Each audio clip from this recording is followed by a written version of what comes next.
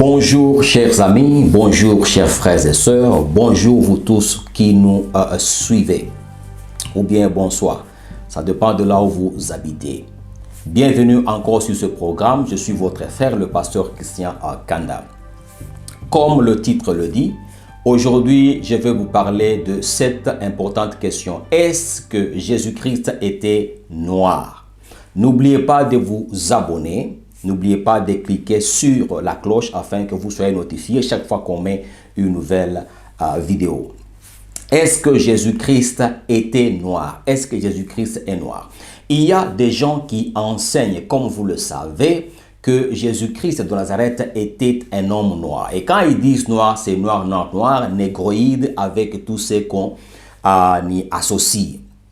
Et aujourd'hui, nous allons parler de ça. C'est très, très important. Mais, chers frères et sœurs, et ces gens-là qui avancent cette doctrine ont produit cette image que je mets devant vous. Voici l'image est là devant vous sur votre écran. Cette image a été produite par ceux-là qui disent que Jésus-Christ est noir. Et d'après eux, ce que la Bible dit,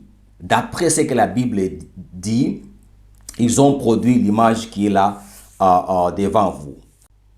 Et je vous signale d'avance qu'ils ont commis déjà un problème. Ils ont déjà un problème parce que la Bible nous dit « Tu ne te feras point de représentation quelconque des choses qui sont en haut dans les cieux. » Vous pouvez lire ça en Exode, le chapitre 20, le verset 24 à 25.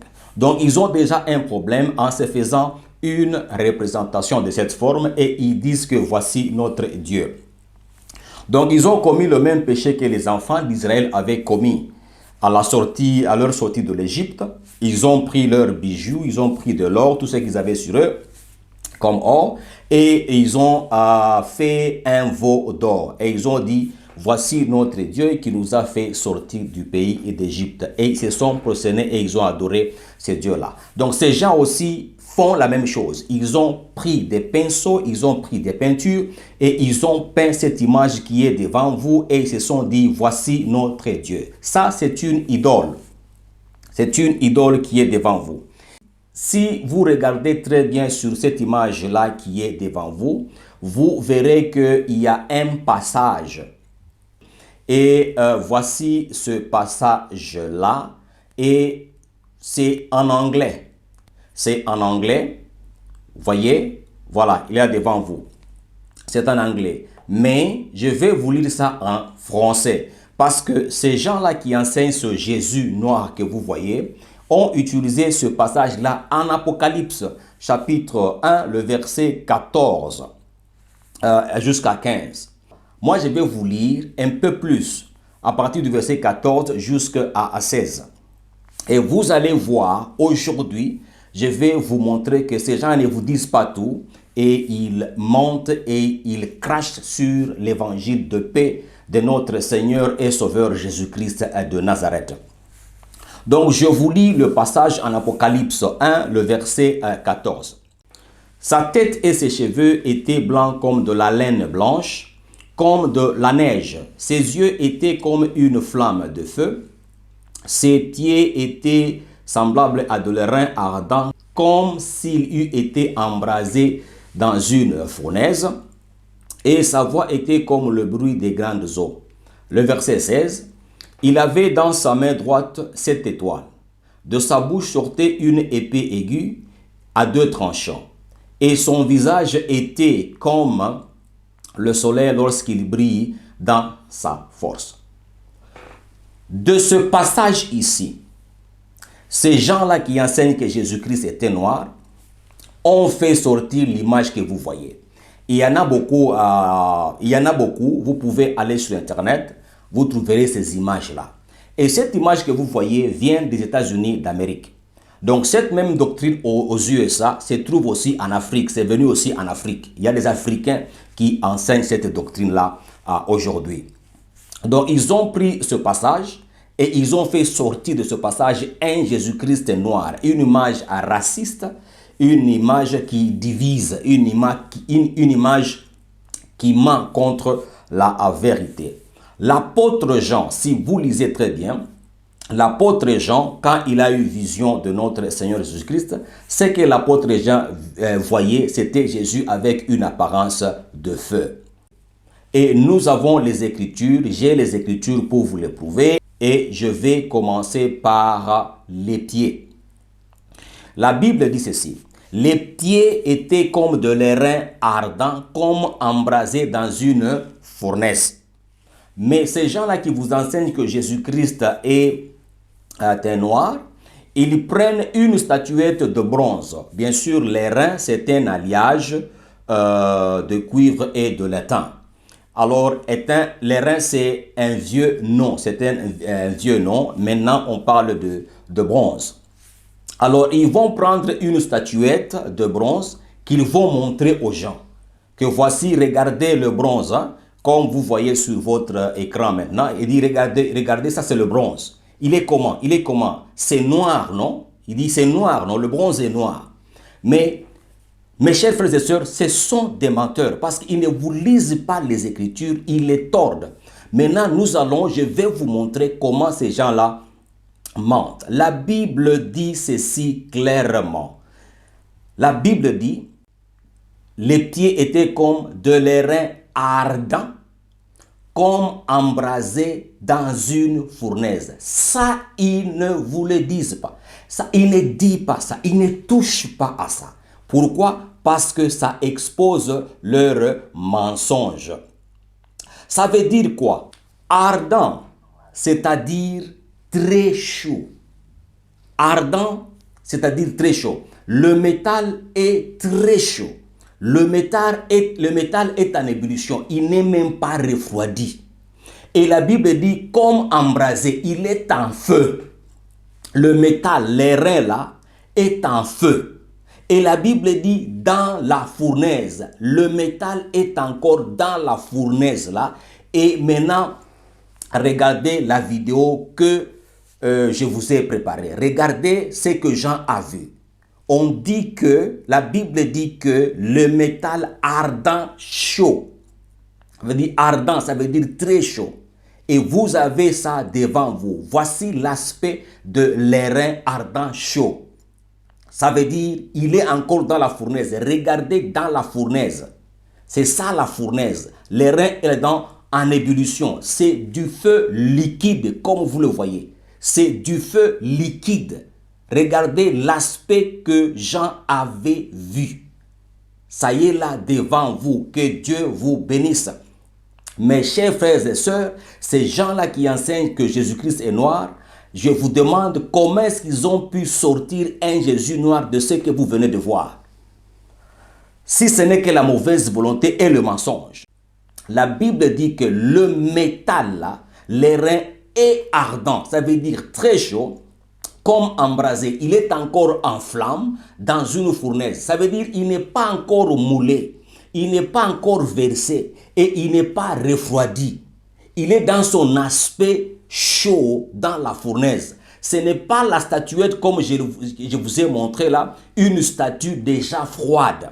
Non, ce n'est pas du tout ça. Ce n'est pas non plus comme la statue dans le livre de Daniel. Ce n'est pas ça. La statue au pied d'argile qui est un mélange de plusieurs histoires. Non, ce n'est pas ça. Ici, on a l'airain chaud qui n'est pas encore moulé, qui est encore dans la fournaise, qui est encore en ébullition. Regardez son aspect, comment ça brille, comment c'est le feu, mes chers frères et sœurs. Ce n'est pas du noir. Ce n'était pas l'aspect de bronze refroidi, ce n'était pas ça. Le feu n'a pas de race.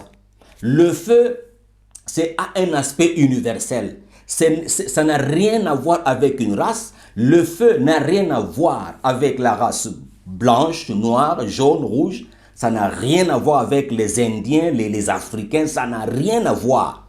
Vous voyez comment Dieu est sage, comment Dieu est puissant, comment Dieu est grand.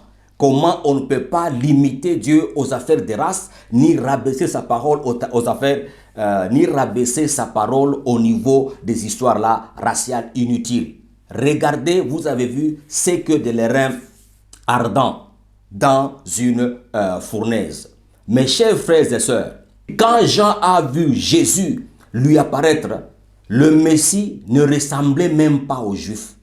Il ne ressemblait même pas à Jean, même pas aux Africains, même pas aux Européens, même pas aux Américains, même pas aux Asiatiques, même pas aux indigènes, aborigènes quelque part. Il ne ressemblait à personne, tel qu'on vient de le voir. Il ne ressemblait à personne. Il a vécu avec Jean, avec les Pierre, avec les André, quand il était encore dans la chair. Maintenant, on a un Jésus glorifié. Voilà que la gloire de Jésus, quand il s'est présenté, il avait l'aspect de feu. Il brillait, c'était un éclat incroyable. Il avait une apparence de feu, une apparence glorieuse, une apparence qui vous brille, vous n'avez pas idée. Que Dieu vous bénisse. Donc déjà, l'histoire des reins là, qu'il vous montre de les reins noirs, c'est faux. C'est les reins encore chauds, très chauds, en ébullition, enflammés, embrasés et encore dans la fournaise. Que Dieu vous bénisse. Montrez-leur cette vidéo et partagez cette vidéo, sauvez la vie de quelqu'un. Donc, ça c'était la première chose, c'était les pieds. La deuxième chose dont je vais vous parler, ce sont ses yeux. La Bible dit ceci, que ses yeux étaient comme une flamme de feu. On a vu que les pieds, étaient comme le feu, airain embrasé comme dans une fournaise, ardent, airain ardent. On voit que c'était du feu. Et la Bible dit aussi que maintenant, ses yeux étaient comme des flammes de feu. Il y a concordance, mes frères et sœurs. Il y a concordance. Qu'est-ce qu'on a? On a le feu à partir des pieds jusqu'aux yeux. Donc ça montre que c'est la même personne, c'est le même corps, c'est la même constitution, c'est la même matière. Il est glorieux, l'apparence de feu, des pieds jusque dans les yeux. Que Dieu vous bénisse. Amen. Et pour vous bénir, je vous lis Galates le chapitre 3, le verset 26 à 29. Je vous bénis avec ça. Car vous êtes tous fils de Dieu par la foi en Jésus-Christ. Vous tous qui avez été baptisés en Christ, vous avez revêtu Christ. Il n'y a plus ni juif ni grec, il n'y a plus ni esclave ni libre, il n'y a plus ni homme ni femme, car tous vous êtes un en Jésus-Christ. Et si vous êtes à Christ, vous êtes donc la postérité d'Abraham, héritier selon la promesse de Dieu. Donc une grande chose que ces gens oublient aussi, c'est que vous trouvez les gens qu'on appelle les noirs, même en Asie. Ok? Même en Asie. Or, vous savez que quand on dit race rouge, race blanche, race jaune, race noire, ce ne sont que des descriptions que les gens se sont données pour distinguer les différents groupes. Ces descriptions n'ont rien de scientifique. Ce qui fait notre race, c'est une information enfermée dans notre ADN. Cette information détermine quelle couleur de peau tu vas avoir. Et les gens ont donné ça, les différents noms. Or, vous trouvez les gens qu'on appelle les Indis. Vous allez chez les Indis là-bas, vous trouvez des gens qui sont noirs. Mais ils sont Indis. Et on ne les qualifie pas comme Africains. Tu vois, ils sont là de l'autre côté de l'Asie. Et si vous venez en Europe, vous ne trouverez pas des Blancs. Il n'y a pas de personnes qui sont blanches. Il n'existe même pas. Et même les personnes qui sont rouges, ils n'existent même pas. Ce ne sont que des descriptions. Donc ces gens-là se font vraiment tort et ils causent du tort à l'évangile de Christ. L'évangile de Dieu n'est pas raciste. Dieu dit ceci, vous êtes tous fils de Dieu par la foi de Dieu. Ce n'est pas par la race, ce n'est pas par appartenance tribale, clanique qu'on devient enfant de Dieu. Ce n'est pas par descendance biologique qu'on est enfant de Dieu. Ce n'est pas ça. La Bible dit, vous êtes tous fils de Dieu par la foi en Jésus. On est fils de Dieu, c'est par la foi en Jésus-Christ, notre Seigneur et Sauveur. Et la Bible dit, vous tous qui avez été baptisés en Christ, vous avez revêtu Christ. Quand on est baptisé en Christ, on revêt Christ. Alors on devient qui? Blanc, rouge, noir, jaune, vert, bleu. On devient qui? Vous voyez que vous faites du tort à l'évangile avec votre message qui est racial. Ça ne sert à rien. Parce qu'en Christ, nous avons une seule identité. C'est Christ qui devient notre identité. Jésus devient notre identité. Sans regarder nos appartenances tribales, claniques et même raciales. La Bible dit ceci. Il n'y a ni juif, il n'y a ni grec. Il n'y a plus Tu es grec, c'est bon. Tu es juif, c'est bon. Tu es africain, c'est bon. Tu es indien, c'est bon. Mais quand tu viens dans le Seigneur, tu viens en Jésus, vous devenez un. Votre identité, c'est Jésus-Christ. Votre race, c'est la race des enfants de Dieu. Nous commençons à réfléchir comme les enfants de Dieu et on commence à réfléchir comme notre Père Dieu réfléchit et nous aussi, nous réfléchissons de la même façon. La Bible dit ceci. La Bible dit, il n'y a ni esclave ni libre. Même s'il y a un esclave quelque part, dès qu'il vient en Jésus-Christ, c'est votre frère. On ne regarde plus le fait qu'il est esclave, ça disparaît. On voit en lui Jésus-Christ. L'identité qui est en lui, c'est Jésus-Christ. Et même toi qui es libre, l'identité qui est en toi, c'est Christ. Alors tu es frère avec celui qui est esclave. Parce que vous tous, vous avez maintenant la même identité qui est Jésus-Christ de Nazareth. La Bible dit, il n'y a ni homme ni femme. Or, nous sommes toujours des hommes physiquement et il y a des femmes aussi biologiquement. Mais quand une femme reçoit Christ, on voit en elle Jésus-Christ. On voit en l'homme Jésus-Christ. Voilà pourquoi il n'y a ni homme ni femme, parce que l'identité de Christ maintenant est dans vous deux, dans les femmes et dans les hommes. C'est Christ maintenant qui est là-bas. Vous devenez un. Que Dieu vous bénisse, qu'on ne vous trompe pas, qu'on ne vous amène pas en enfer avec un évangile qui est mauvais, qui est racial. La Bible dit, car vous êtes un en Jésus-Christ. Vous êtes un en Jésus. Comment de un, vous allez en faire plusieurs races? La Bible dit, vous êtes un. Vous devenez un. Vous devenez une unité. Vous êtes un en Christ. Christ devient tout en vous. Vous êtes en Christ. Vous êtes un. Nous sommes un. Et si vous êtes à Christ, vous êtes donc la postérité d'Abraham, héritier selon la promesse. Dieu vous déclare que vous êtes la postérité d'Abraham. Qu'est-ce que vous voulez encore? Qu'est-ce que vous voulez? Dieu dit que je suis postérité d'Abraham. Moi, je suis de l'Afrique. Qu'est-ce que je fais pour devenir postérité d'Abraham? J'ai cru au Seigneur Jésus-Christ. Et Dieu m'a mis là. Il m'a déclaré, tu es postérité d'Abraham. Mais ça me suffit. Écoutez, Dieu était libre de se choisir qui il voulait. Un Chinois pour en faire le Messie, un Africain quelque part en Afrique australe, ou bien quelque part en Afrique centrale, ou bien en Afrique de l'Ouest, il était libre de le faire, ou bien prendre un aborigène quelque part, il était libre de le faire, prendre un Indien, il était libre de le faire. Dieu est libre de faire ce qu'il veut, pourvu qu'il me donne mon Christ. Si mon Christ vient, il est noir, pas de problème. S'il venait, il était du Moyen-Orient, il était de type arabe, il était de type syrien, il était de type indien. Si c'est lui le Christ, mais où est mon problème? Ça me fait quoi? Pourvu qu'il me donne mon Christ, que Dieu me donne mon Christ et que j'ai mon salut. C'est tout ce qui compte. Pourquoi nous amener ces messages raciaux qui divisent? C'est Christ dont on vous parle, c'est Jésus noir là, c'est une idole. C'est une idole, c'est de l'idolâtrie. Et Dieu est contre ça. Sortez du milieu d'eux. Vous qui suivez ces gens-là, ils vous trompent. Voilà, je vous ai démontré en quelques mots que ces gens-là vous trompent et ils ne vous disent absolument pas tout. Montrez-les cette vidéo. Vous verrez qu'ils vont échouer de vous confronter. Que Dieu vous bénisse abondamment.